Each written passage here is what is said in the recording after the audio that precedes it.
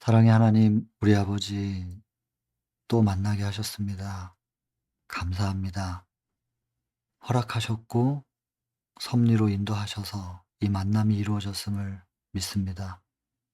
함께해 주셔서 하나님이 조성하신 만남 가운데서 하나님의 뜻만이 이루어질 수 있게 되기를 바랍니다. 기록된 말씀을 보겠습니다.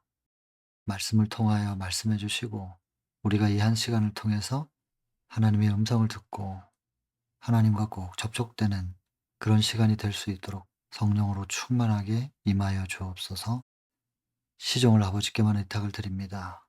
오직 하나님께서만 주인이 되어 주시고 사람의 생각이나 말이 하나님을 앞서지 않도록 주관하여 주시기를 바랍니다.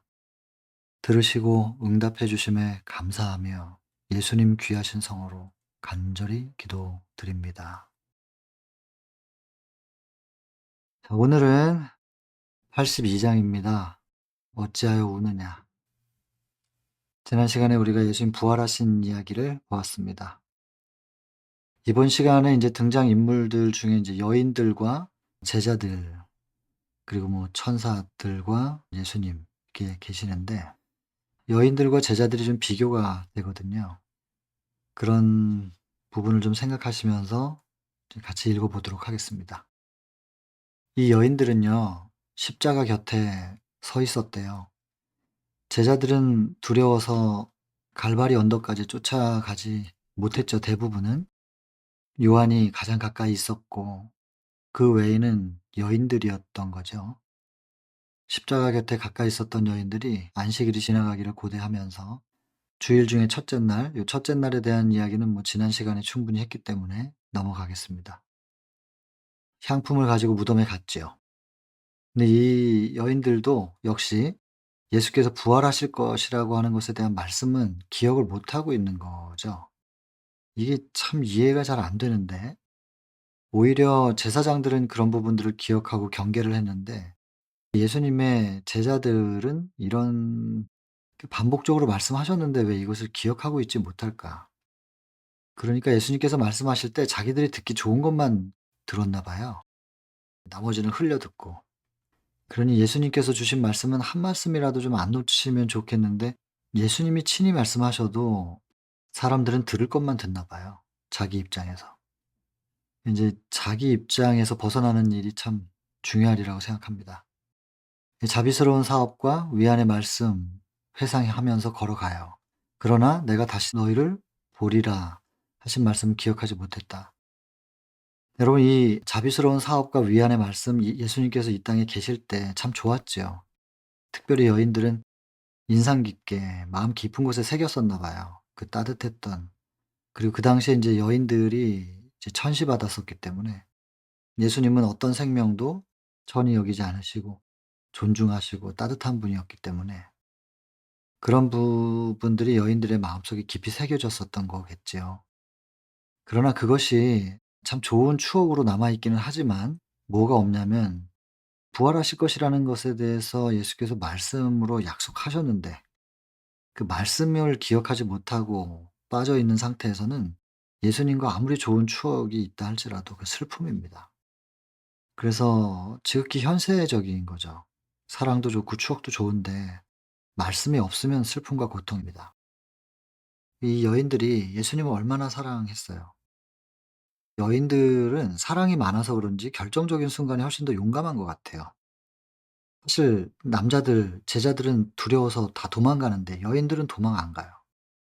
그리고 십자가 바로 밑에까지 따라가고 무덤에도 제일 먼저 가잖아요. 남자들은 안 와요. 제자들이 안 온단 말이에요, 여기. 근데 여인들이 안식일이 지나가기만을 기다렸다가 지금 이제 무덤에, 이제 심지어는 무덤에 돌을 누가 굴려줄 사람도 없는데 그 시신에다가 향유를 뿌리고 뭐 그렇게 할 수도 없어요. 무덤에 돌을 굴릴 만한 힘도 없죠, 여자들은. 그런데도 불구하고 가요, 무덤에. 이 여인들의 마음이에요. 이 사랑이죠. 그리고 훨씬 더 용감하기도 하고 사랑이 깊죠. 모성애 때문에 그런 것 같은데, 또 이런 사랑을 할 수 있게끔 하나님께서 축복을 주신 것 같아요. 잉태의 고통, 해산의 고통, 이런 여인들만이 가질 수 있는 사랑의 색깔이 있잖아요. 그거 저주가 아니고 하나님께서 주신 축복인데 왜냐면 사랑을 아는 사람들이 하늘에 가니까. 다 좋단 말이에요. 그러나 이 여인들도 말씀을 기억하지 못했어요. 결국에는 그 슬픔으로부터 헤어나오지 못해요. 그래서 지금 이 챕터에서 얼마나 말씀을 강조하고 있는가. 그리고 이 여인들에게 메시지를 주죠. 제자들한테 가서 전달하라고. 그러면서 항상 거기에 덧붙이는 게 뭐냐면 "말씀하신 대로"라는 표현이에요. 말씀하신 대로 부활하셨다. 그리고 다시 만나시기를 원하신다. 말씀하신 대로. 근데 왜 이렇게도 말씀하신 대로가 강조될 수밖에 없느냐. 창세기 3 장에서 뱀이 여인을 유혹할 때 동산에 있는 나무의 실과들을 다 먹지 말라 하시더냐. 여인이 대답하기를 아니라고 다 먹어도 되는데 딱 요것만 왜 먹으면 죽는다고 하셨다. 아담한테 전해 들었죠? 창세기 2장 17절에 먹으면 정령 죽으리라 하는 그 경고를 주의를 들었단 말이에요. 그대로 전달했어요. 그때 인제 창세기 3장 4 절에 뱀이 한 말 "결코 죽지 않는다." 죽지 않을 뿐만 아니라 오히려 능력을 얻는다. 나는 먹었는데 안 죽잖아. 내가 먹었는데 말을 할 수 있게 됐잖아, 뱀인데. 이제 이렇게 말씀대로 되지 않는다는 거예요.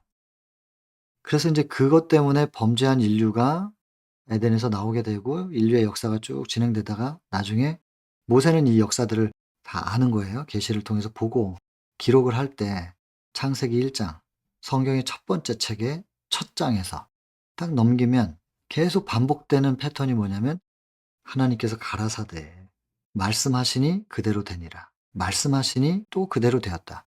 첫째 날도 둘째 날도 셋째 날도 말씀하시니 그대로 되었다는 거예요. 왜 그것이 강조될 수밖에 없냐면 사단이 하는 말이 말씀대로 되지 않는다고 자꾸 주장하기 때문에 그래요. 오늘날도 똑같아요. 성경 말씀에 기록돼 있거든요. 기록돼 있으면 말씀대로 되는 건데 우리 속에는 '정말로 이게 될까? 말씀대로 될까?' 이런 물음표가 의심이죠. 이 물음표는 의구심이 될 수도 있고 의심이 될 수도 있는데 의구심은 파보면 진리가 나오죠. 그러나 인제 의심은 죄거든요. 죄라는 게 인제 하나님과 분리시키게 되는 역할을 한다는 거예요. 죄라는 게 하나님과의 분리니까. 그래서 자꾸 사단이 우리 속에 '말씀대로 되지 않는다.'라고 하는 말씀에 대한 믿음을 깨트리는 이것은 에덴에서부터 지금까지 이어져 내려오는 사단의 방법이에요. 아주 주된 사단의 방법이죠. 여러분 이거 회복해야 돼요. '말씀대로 이루어질 것이다. 말씀대로 된다.' 그리고 말씀을 붙잡고 주장하는 거. 대단히, 대단히 중요한 일일 것입니다. 다만 이 여인들이 말씀을 기억하지는 못했으나 그러나 예수님을 향한 이 사랑이 참 특심이었죠. 그 사랑이 결국에는 예수님과의 참사랑으로 나아가는 데 징검다리 역할은 합니다. 그 사랑조차도 없으면은 참사랑으로 가기가 어려웠겠죠. 인간적으로라도 사랑했기 때문에 베드로도 마찬가지고 주님과 같이 죽을 수 있어요. 진심이었거든요. 전심이 아니어서 그렇지. 그러나 인간의 사랑도 하나님께서 그렇게 무시하시지 않기 때문에 그래서 자꾸 인제 "사랑은 감정이 아니고 원칙이다." 이렇게 인제 표현하는데 여러분 사랑은 가슴으로 하는 겁니다. 그래서 이게 지금 행위의 의 쪽으로 인간에게 뿌리 내려진 사랑 고백이냐 아니면 믿음으로 예수님께 뿌리 내려진 사랑 고백이냐 이렇게 구분을 해야지 감정 없이 어떻게 사랑을 해요. 굉장히 메마르고 건조하고 차갑고 그런 본인의 그 품성을 "사랑은 감정이 아니고 원칙이야." 이런 표현으로 자꾸 이렇게 커버하려고 하면은 안 된다는 거예요. 예수님의 모습을 볼 때 어디에서 그렇게 차갑고 건조하고 그렇게 표현되어 있지 않잖아요. 부드럽고 따뜻함으로 계속 예수님을 묘사하고 있는데 본인의 품성적 결함을 자꾸만 그 원칙이라는 단어를 가지고 가리려고 해서는 안 된다는 것입니다. 믿음이냐 행위냐 이것으로 구분을 해야 되는 거죠. 그래서 인간의 사랑도 하나님께서 존중하세요. 분명히 존중하십니다. 근데 그것을 가지고 구원을 얻지는 못하겠지만 그 인간의 아직 전심이지는 못하지만 진심 어린 그 사랑을 존중하셔서 이끄시거든요. 그래서 참사랑으로 도달하게 이끄시는 거죠. 그래서 안타까운 부분이 없는 것은 아니지만 또 그렇다고 해서 무시될 수도 없는 것이 이 여인들의 사랑이었습니다. 돌을 굴려줄 사람도 없는데 여기까지 이렇게 올라가는 걸 보면 그래도 집 안에 있을 수는 없는 거예요. 돌문을 열지 못한다 할지라도 예수님의 시신이라도 있는 그 무덤 앞에 가서 어떻게든 가까이 있으려고 하는, 나중에 밑에서 나오지만 막달라 마리아는 나사로의 시신을 두려고 했었던 그 무덤으로 좀 초라하지만 시신을 옮겨서 그 무덤을 관리하는 것을 통해서라도 위안을 얻을 수 있었을 것이라고 마리아의 생각들이 표현이 돼 있잖아요. 그만큼 사랑했던 거예요. 이 사랑은 귀한 것은 틀림없죠. 말씀이 여기에 더해졌으면 얼마나 좋았을까 싶긴 한데, 그래서 어쨌든 여인들이 왔는데 여인들과 막달라 마리아가 뭐 같이 올라간 건 아니고 따로따로 간 거예요. 근데 막달라 마리아가 먼저 도착을 했는데 돌문이 열려져 있어서 깜짝 놀라서 들어가 보니까 시신이 없어요. 이 막달라 마리아가 시신이 없는 걸 딱 보는 순간 일단 뛰쳐나갔어요. '이거 빨리 제자들한테 알려야 되겠다.'라는 생각으로 막달라 마리아는 나가고 다른 마리아들 그리고 다른 여인들이 와서 똑같은 상황을 본 거죠. 그런데 좀 거기서 시간을 좀 지체했나 봐요. 나중에 온 여인들이 그때 이제 천사들을 본 거죠. 그래서 인간의 모습으로 거기 서 있는 천사들을 본 거예요. 그래 가지고 이 천사들이 말을 전해 줘요. 무서워하지 말라고. 십자가에 못 박히신 예수를 너희가 찾는 줄을 내가 아는데 여기 계시지 않다. 말씀하시던 대로 살아나셨다. 그리고 제자들에게 가서 살아나셨다고 전해 주라고. 그러니까 이 여인들이 인제 또 제자들한테 가죠. 그리고는 계속해서 이어서 말은 인제 하는 거예요, 천사들이. "어찌하여 산 자를 죽은 자 가운데서 찾느냐. 여기 계시지 않고 살아나셨느니라. 갈릴리에 계실 때에 너에게 어떻게 말씀하신 것을 기억하라. 말씀하신 것을 기억하라." 이거 뭐 가장 핵심적인 성경절 같아요. "말씀하신 대로 부활하셨다. 제자들에게 가서 살아나셨다고 전달해라. 그리고 말씀하셨던 것을 제발 좀 기억하라고. 인자가 죄인의 손에 넘겨 십자가에 못 박히고 제3 일에 다시 살아나야 하리라고 말씀하시지 않았었느냐. 이렇게 말씀하셨는데 왜 이렇게 말씀을 기억을 못 하는 거냐." 이런 주의를 주는 거죠. 여러분 꼭 기억해야 됩니다. 말씀대로 될 건데 그렇게 이루어질 일에 대해서 말씀하신 것을 기억해야 됩니다. 기억. 그래서 할 수 있는 한 말씀을 하루에 한 절씩은 좀 외우시면 좋겠다. 제안을 좀 드리고 싶습니다. 하나님과 대화할 수 있는 재료를 마음속에 쌓아 놓는 일은 아주 큰 축복이 될 거라는 생각이 듭니다. 그다음에 인제 막달라 마리아는 달려나갔죠. 제일 먼저 보고 시신이 없는 걸 보고 인제 달려가서 베드로하고 요한 만났어요. 만나 가지고 이제 상황을 설명을 하는 거예요. 그랬더니 베드로하고 요한이 깜짝 놀라 가지고 다시 마리아와 함께 무덤으로 온 거죠. 와서 보니까 정말로 시신이 없는 거예요. 그런데 인제 요한은 예수님이랑 정말 가까이서 지냈잖아요. 예수님 품 안에 늘 있었다고, 그 막내이기 때문에 그렇기도 했겠지만, 그래서 그런지 예수님의 아주 사소한 그 습관들, 일거수일투족을 다 볼 수 있는 특권이 있었겠죠. 그리고 들을 수 있는 특권도 있었고. 근데 이 요한의 눈에는 뭔가가 색다르게 보이는 겁니다. 뭐가 보였냐면 수의, 수의하고 수건을, 예수님을 감쌌던 것, 이런 것들을 봤는데 그게 개켜져 있는 거예요. 잘 정돈이 되어 있는데 그것이 여기 보시면 주의 깊게 개켜 있었고 각각 제자리에 있었다. 이거 정말 중요한 표현입니다. 이 선교사 훈련시킬 때 이것을 뭐 거의 매일 강조한 것 같아요. 훈련 기간 1 년인데 1년 동안 계속해서 강조했던 것 같아요. 질서 정연해야 되는 거.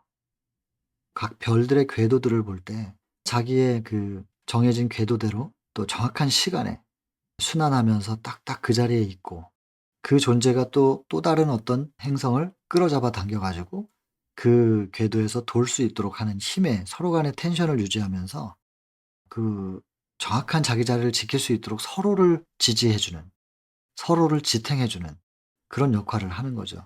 한 행성만 퉁그러져도 바깥으로 나가도 우주 전체가 무너지는 그런 질서가 정확하게 딱 맞춰져 있는 거죠. 이 온 우주를 창조하신 하나님께서 우주를 창조하신 그 손으로 당신을 덮었던 수건을 정리하고 그 수위를 개어 놓는 그 손길을 한번 상상해 보세요. 이런 모습을 계속 쳐다보고 있을 때 우리가 어떻게 내 방, 내 옷장, 내가 사는 주거 공간, 뭐 혹은 또 업무를 하면 작업을 하는 여러 가지 환경이 있잖아요. 또 사물을 보면 책상이 있을 것이고 서랍이 있을 것이고 정리정돈이 안 돼 있을 수는 없는 거잖아요. 그래서 하나님을 믿는 주의 군사들은 정말로 정리정돈이 잘 돼 있어야 된다고 생각하지요. 그래서 부모님들은 부모님들이 그렇게 모본을 보이면 자녀들도 그렇게 할 거예요 아마. 그래서 그게 대를 이어서 나가면 좀 사고하는 방식이라든지 또 정신의 체계라든지 이런 것들이 좀 반듯하게 그래도 잡히는 데 도움이 되지 않을까라는 생각을 해 봅니다. 왜냐하면 예수께서 이렇게 모본을 보이셨기 때문에. 여기 보세요. 질서와 완전. 이게 대단히 중요한 부분입니다. 그다음에 요한하고 베드로가 무덤에 왔다가 이제 요한은 그 수위가 정돈되어 있는 걸 보고 느낌이 다르죠. '예수님이 정말로 부활하셨을 수도 있다.' 이런 생각을 했을 거예요. 근데 아직도 그 말씀은 떠올리지 못하고 있었다고 여기 위에 보면 구주의 말씀을 기억은 인제 한 거예요. 그러나 인제 성경 말씀을 아직 깨닫지는 못하였으나 부활할 것에 대한 말씀을 깨닫지는 못했지만 '예전에 말씀을 하셨었지.'라는 인제 이것을 기억할 수 있었다고. 요한은. 베드로는 이런 걸 또 좀 못 봤나 봐요. 요한을 굳이 언급하면서 요한의 눈에는 이런 것들이 보였던 모양입니다. 그리고 여기 보시면 별과 원자 온 우주를 한결같이 인도하시는 하나님.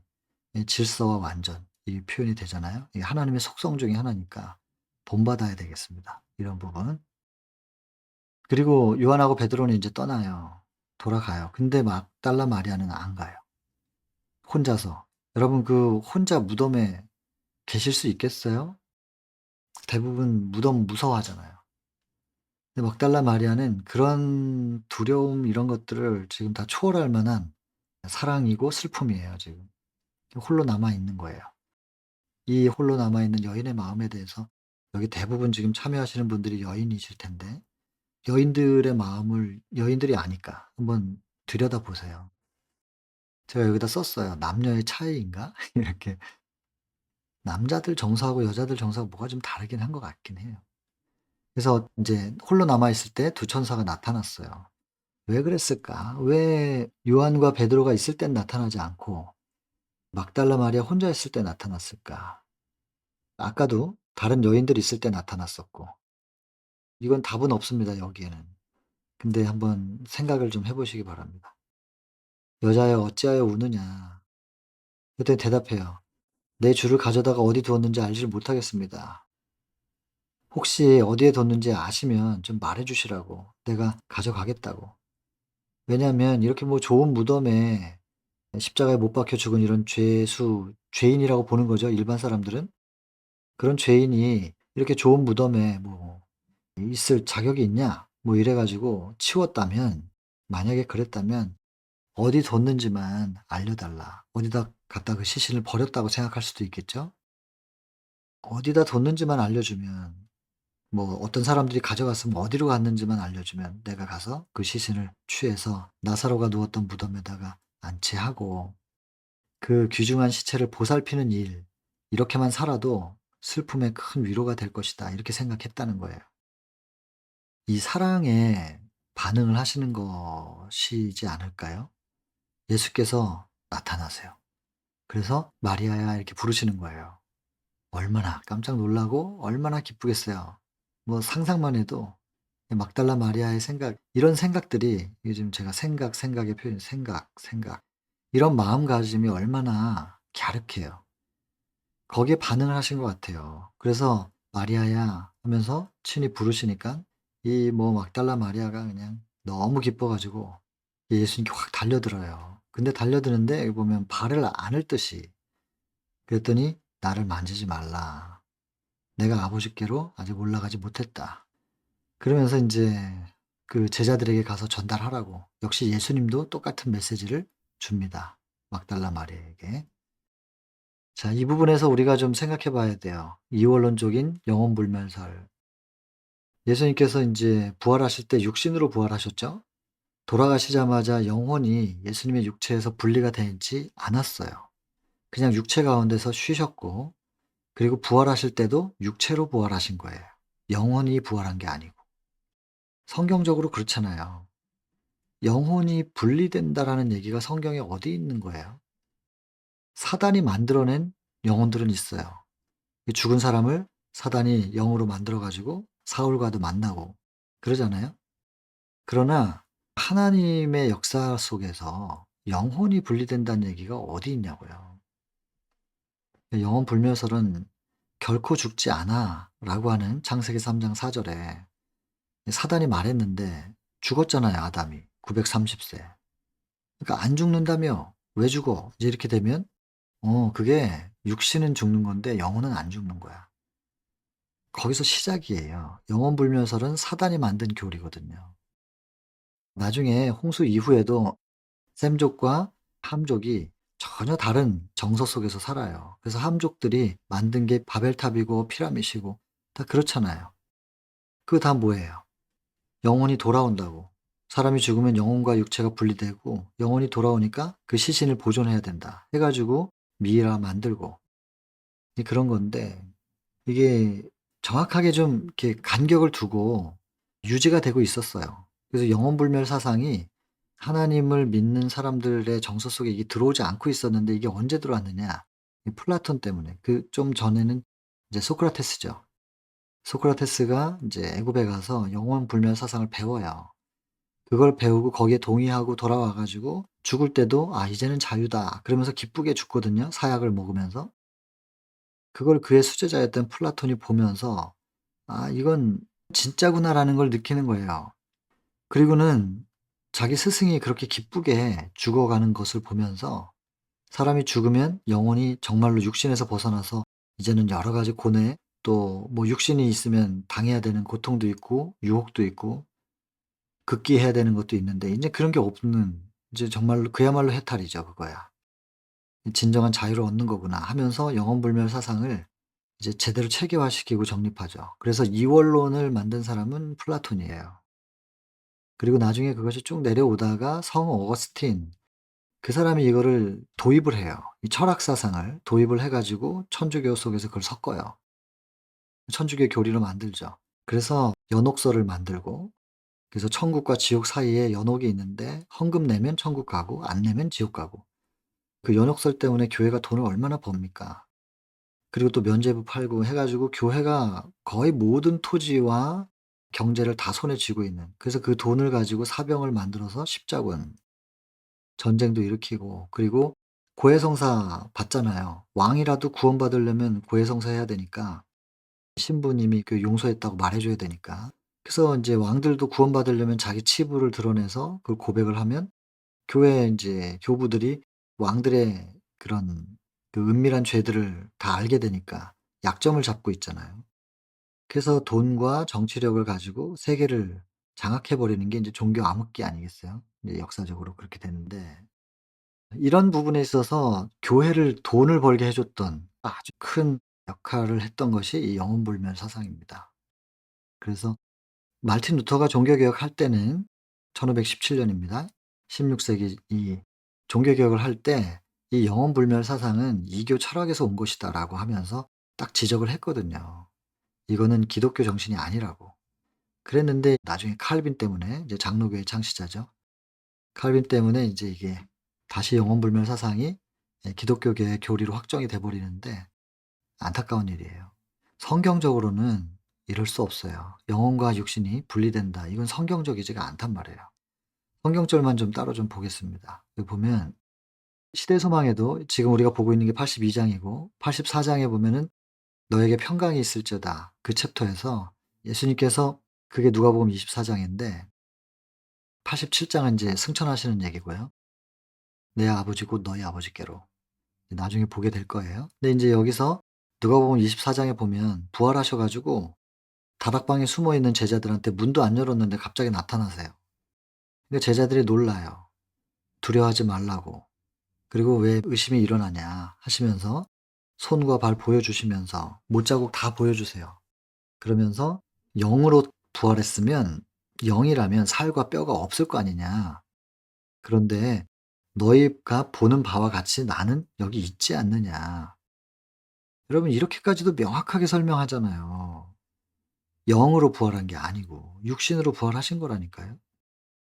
그리고 이 말씀을 하시고 손과 발을 보이시나 그들이 너무 기쁨으로 오히려 믿지 못하고, 그래서 예수님께서 "먹을 게 있냐."고 하시면서 생선을요 그들 앞에서 잡수세요, 일부러. 내가 육신으로 부활했다는 걸 보여주려고 이렇게까지도 명확하게 부활을 말씀하고 계시는데 어떻게 영과 육이 분리된다고 말을 하냐고요.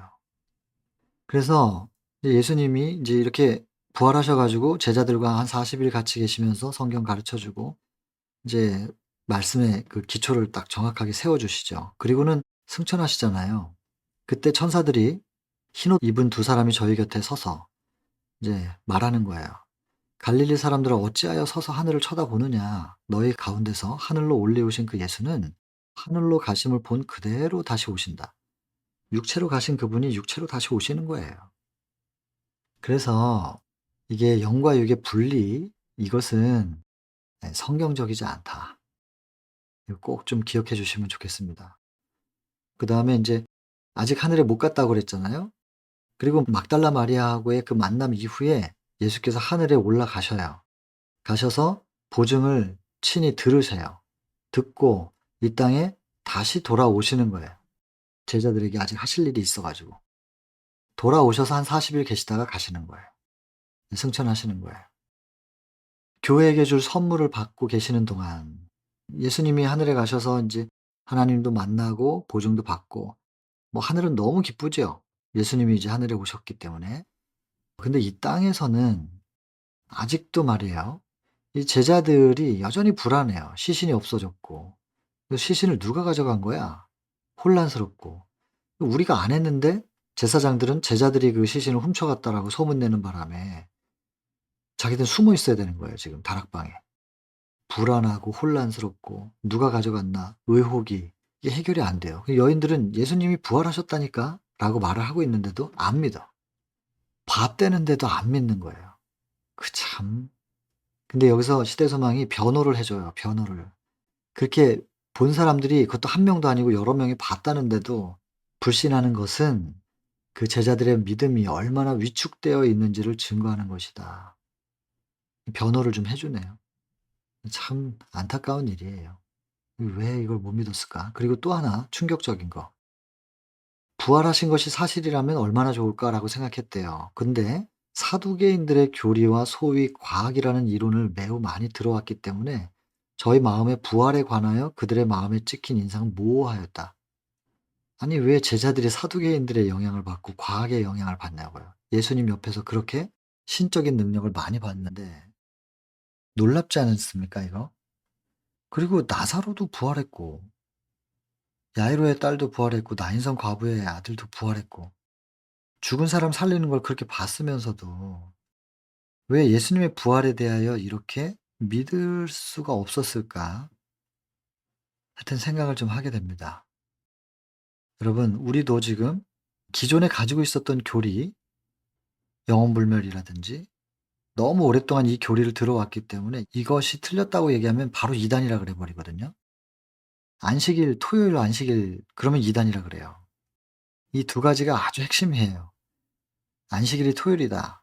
그다음에 영혼불멸 사상은 성경적이지 않다. 이러면은 바로 그냥 이단이라 그러죠. 근데 그게 성경적으로 점검도 안 해 보고 그 교리거든요, 교리. 본인들의 교리와 다르면 이단이라고 하는데 스스로 성경과 비교해 봐야 된다고 생각합니다. 뭐가 성경적인가? 저는 지금 제7 안식일 예수 재림교회 혹은 그 교단 또 그 교단의 교리를 얘기하고 있는 게 아니에요. 성경이 뭐라고 얘기하냐 이겁니다, 성경이. 제7 안식일 예수 재림교회라 할지라도 성경과 다른 교리가 있다면 그걸 우리는 받아들일 수 없습니다. 인간이 정립한 또 체계화시킨 교리와 신학, 신학과 교리가 되겠죠. 성경과 같으면 받아들이는 거고 성경과 다르면은 받아들일 수 없는 거예요. 우리의 생각에 어떤 교리들이 영향을 미치고 있는지를 좀 한번 점검해 보시기 바라요, 성경으로. 그리고 또 하나는 과학이라는 거. 우리 학교 다니면서 과학을 배웠잖아요. 이 과학이라는 것이 하나님을 전적으로 믿지 못하게 하는데 큰 장애물이 됩니다. 그래서 신앙도 제대로 정립되어 있지 않은 아이들한테 이 과학을 안 가르치면 좋은 대학 못 가니까. 좋은 대학 못 가면은 이 땅에서 제대로 삶을 영위하지 못할 것 같은 그 불안감으로 신앙도 제대로 정립돼 있지 않은 아이들을 일반 학교에 그냥 보내 버려요, 신앙하는 부모님들이. 그리고는 아이들이 그 학교에서 무엇을 배우고 그 배우는 과목들이 그 아이들의 정서에 어떤 영향을 끼칠지, 혹은 사상, 철학, 가치관 이런 것에 어떤 영향을 끼칠지에 대해서 깊이 고민 많이 안 하시는 것 같아요. 고민하면 학교를 못 보내죠. 그리고 학교를 못 보내면 우리 아이들을 교육은 시켜야 되는데 어떻게 하겠어요? 고민해야 돼요. 고민하면서 학교를 보내지 않더라도 어떻게 교육을 시킬 수 있을까? 고민해야 되고, 고민한 결과가 있어야 될 거 아니에요. 우리가 신앙해 온 시간들이 역사적으로 몇 년인데 재림교회만 해도 태동이 1862 년이니까, 그러면 지금 거의 200년 돼 가는 건데 말이죠. 계속 고민을 해 왔다면 결과물이 있어야 될 거 아니에요. 근데 이 성령을 통해서 교육에 대한 권면이 있는데도 불구하고 그 권면대로 따르지도 않는단 말이에요 지금. 이런 부분들을 그냥 넘어가면 안 되지 않습니까? 짚고 고민하고 소리를 내야 돼요. 자, 그래서 이 제자들마저도 이런 것에 영향을 받았다는 거. 그다음에 또 하나 이번 챕터에서 정말 정말 중요한 거. "제자들과 베드로에게 가서 말해라. 말씀하신 대로 거기서 배우리라." 말씀하신 대로 만나겠다는 얘기는 앞에서도 반복됐었던 건데, 특별히 이 성경절에서는 요건 지금 마가복음 16장 7 절입니다. 이 성경절은 제자들과 베드로에게 이르기를, 지난번에도 말씀을 드렸지요. "제자들 모여라. 거기서 만나시기로 했지 않느냐." 그러면은 베드로는 못 가요. 그분의 제자가 아니라고 3 번이나 강력하게 부인했었거든요. 못 가죠. 가려고 일어났다 할지라도 요한이 한번 이렇게 쓱 쳐다보면 요한의 눈빛 때문에 다시 주저앉아야 돼요. 요한이 듣는 데서 말했거든요, 욕하면서. 얼마나 창피해요. 예수님보다도 나이가 많은데 베드로는. 그 막내 요한 앞에서 제자 아니라고 욕하면서. 부끄러운 일이죠. 못 가요 베드로는. 그리고 여기 밑에 보면 베드로가 가장 심한 고통을 겪었다. 양심의 가책, 그리고 마음은 위축되고 주를 부인한 것에 대해서 수치스럽고 부끄러울 줄 아는 거죠.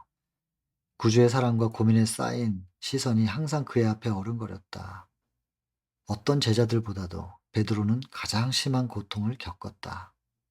이런 상태에 있었던 베드로가 "제자들 모여라." 그러면 못 간다니깐요. 근데 예수님의 메시지를 전달하는 천사 또 여인들 통해서 어떻게 전달이 됐느냐. 제자들과 베드로에게 이르기를. 베드로는 자기 이름이 딱 들리는 순간 정말 마음이 무너졌겠죠. 일말이라도 죄가 남아 있었다면 싹 무너졌을 거예요, 그 사랑 때문에. 나도 내 이름을 특별히 불러주신 이유가 뭔지를 베드로가 모르겠냐고요. 안 불러주면 못 갈까 봐. 베드로라고 특별히 그 이름을 지칭해서 불러주지 않으면 못 갈까 봐. 내 마음을, 내면의 이 고통을 다 헤아리시고 "너도 꼭 와야 돼. 너도 여전히 내 제자야. 너가 그때 부인했던 것은 잠시 흔들렸던 거잖아. 내가 알잖아. 네가 나를 사랑하는 거.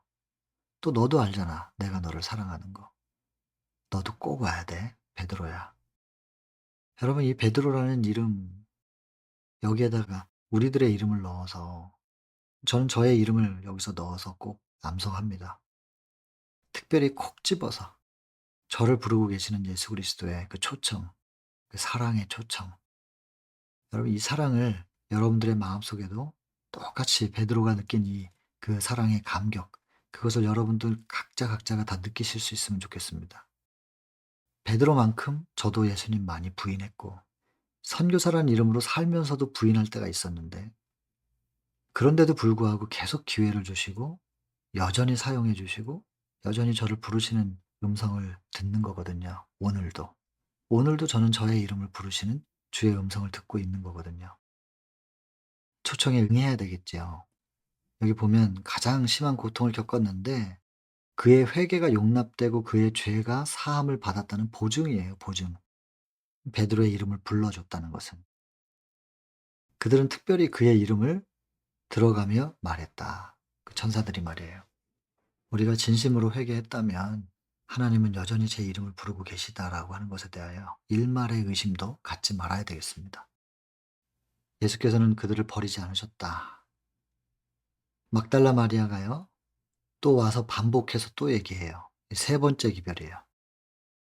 일반 여인들, 그다음에 막달라 마리아가 인제 와서도 말해 주고, 그다음에 또 다시 반복적으로 처음에 그 여인들을 통해서 또 들리는 거예요. "평안하뇨." 여자들이 나아가 그 발을 붙잡고 경배하니 예수께서 가라사대 "무서워 말라. 내가 내 형제들을 갈릴리로 가라 하라. 거기서 나를 보리라." 이것도 예수님께서 직접 말씀하신 거죠. 그래서 처음에 여인들이 들었던 것은 천사들을 통해서 들은 거고, 막달라 마리아는 예수님이 직접 말씀하셨고, 지금 마지막으로 다시 여인들에게는 예수께서 직접 말씀하신 거예요. 근데 다 메시지가 똑같아요. "다시 만날 거다. 내가 말했던 대로 다시 만날 거다." 이 세 번씩이나 똑같은 메시지가, 다시 만나자라고 하는 메시지가 계속 주어지고 있잖아요. 부활하신 후에 세상에서 하신 그리스도의 최초의 사업은 제자들에 대한 당신의 쇠하지 않는 사랑, 친절, 그것을 그들에게 확신시켜 주는 일이었다. "너희들이 나를 배신했다 할지라도, 다 떠났다 할지라도 나는 너희를 사랑한다는 거." 제가 별표를 두 줄이나 쳤습니다. 성경을 보든 우리가 시대의 소망을 보든 뭘 보든지 간에 초점은 하나님의 사랑입니다. 우리를 향한 하나님의 사랑을 보지 못하고 내용을 아무리 암기하고 있어도 의미 없습니다.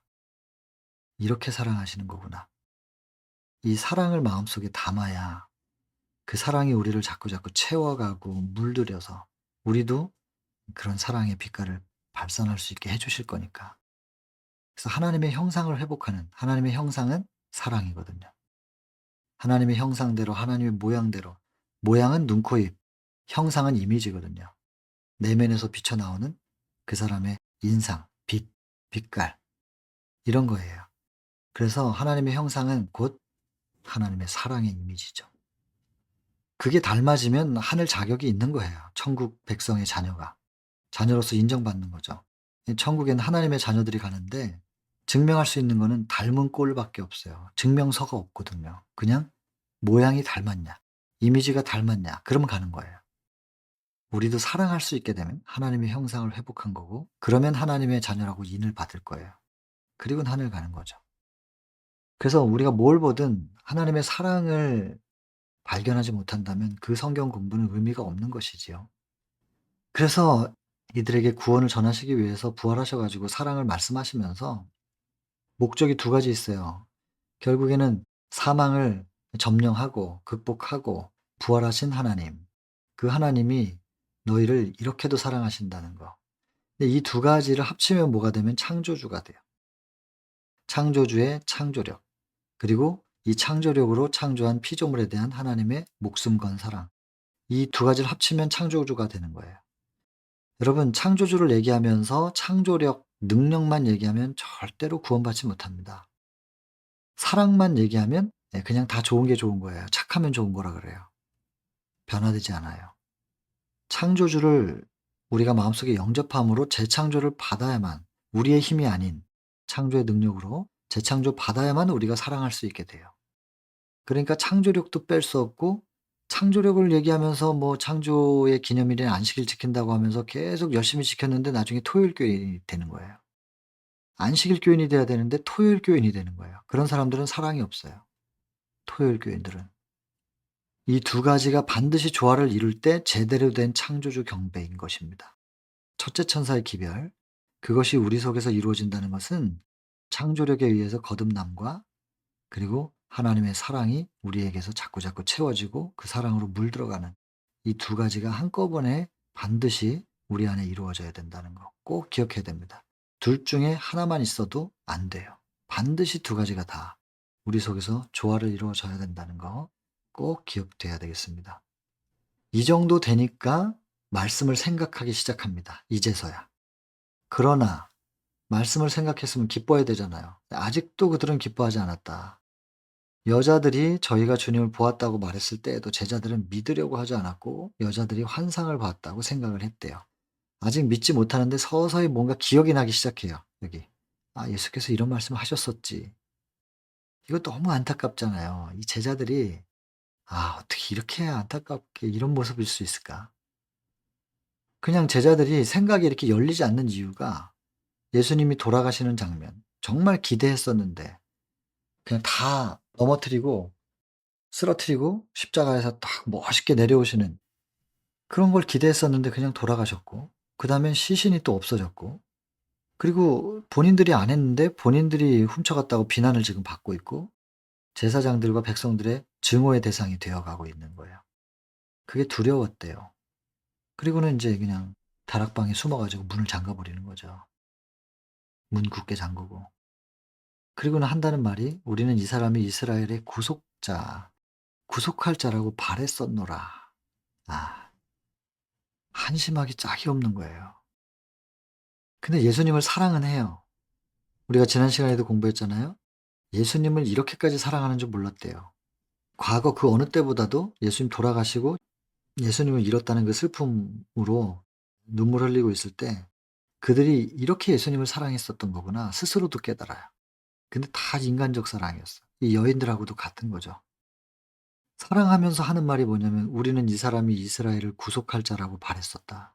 구원자라고 바랬었다." 근데 아니라는 얘기잖아요. 믿음이 없는 거예요. 왜냐하면 말씀을 기억을 못 하니까. 여러분 믿음은 말씀을 기억할 때 옵니다. 성경 말씀을 계속해서 암송하고 말씀을 붙잡고 있을 때 믿음도 성령의 선물이라 그랬으니까.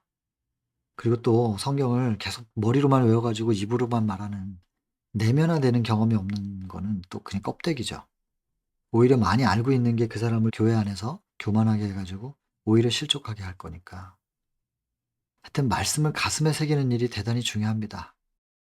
아무리 예수님을 인간적으로 사랑해도 그 한계를 뛰어넘으려면 말씀이 내면화, 마음에 새겨지는 것이 꼭 필요하니 그 작업은 성령이 하십니다. 그러니 꼭 성령과 함께 말씀을 마음에 새기셔야 될 겁니다. 그리고 또 이 여인은 처음에 예수님 식별하지 못했던 거 옆에 계시는데도 못 봤던 이유는 눈물 때문에, 걱정, 근심 때문에, 슬픔, 감정 때문에, 고정관념 때문에 못 봐요. 근데 지금도 이런 경우들이 얼마나 많으냐는 거예요. 곁에 가까이 계시지만 눈물로 흐려져 가지고 분별을 못하는 말씀을 하고 계시는데도 듣지도 못한다는 거예요. 지금도 그렇다는 거예요, 여러분. 지금 우리가 이 말씀을 보고 있는데도 하나님의 음성을 못 듣고 이 말씀을 통하여 내 곁에 가까이 계신 하나님을 못 보는 그래서 여기 이렇게 기록하죠. "눈이 열려서 볼 수 있으면 분별할 수 있다면 얼마나 좋을까, 얼마나 좋을까." 지금도 여러분들 곁에 계실 겁니다. 오른쪽을 한번 고개를 돌려보세요. 거기 분명히 계실 테니. 저도 보겠습니다. 웃음이 나오나요? 예수님이랑 눈 마주치고 싹 이렇게 미소가 지어지세요? 곁에 계신 예수님을 보자는 것입니다. 빈 무덤 제발 좀 이젠 그만 봐라. 빈 무덤 보지 말라. 희망도 없고 도움도 받을 수 없는 자처럼 슬퍼하지 말라. 예수께서는 살아계신다. 아멘 하시겠어요? 아멘입니다. 예수께서는 살아계신다. 그분이 살아계시기 때문에 우리도 역시 살 것이다. 이런 소망을 굳게 붙잡으라. 믿으라. 끝내는 하나님의 영광을 보리라. 아멘인가요? 아멘, 아멘. 아 정말 이 부활에 말씀드렸죠. 예수님의 공생에 십자가에서 예수님의 역할은 다 했지만 우리에게 구원의 길이 완성되는 것은 부활까지입니다. 그래서 이것은 하나님께서 예수님을 다시 부활시키시면서 우리의 구원의 길을 완성시키시고 마침표를 딱 찍어 주신 거예요. 부활의 이야기까지 마쳤는데 가슴 참 벅차고 기쁩니다.